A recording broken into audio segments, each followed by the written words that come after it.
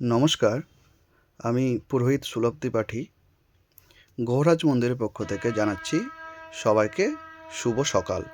আজ শ্রী গোহরাজ বাবার পুজো। সকাল থেকে আমাদের পুজো আরম্ভ হয়ে যায়।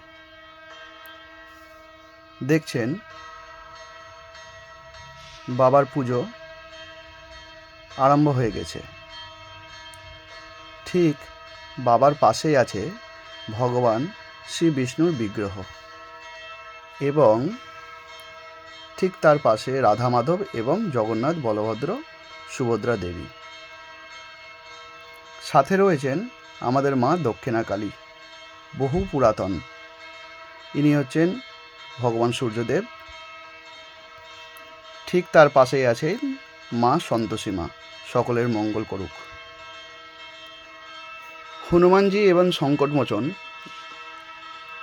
ঠিক তার পাশেই সিদ্ধিদাতা গণেশজি, উনি আমাদেরকে সবাইকে আশীর্বাদ প্রদান করছেন।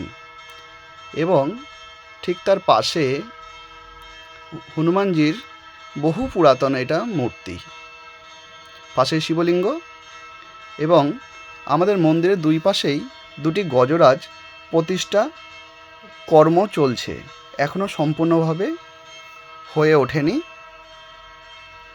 মন্দিরটি কোথায় অবস্থিত সেটা বলি। ঠিক বহরমপুর গোড়াবাজার পাশেই, পুলিশ ফাঁড়ির ঠিক পাশেই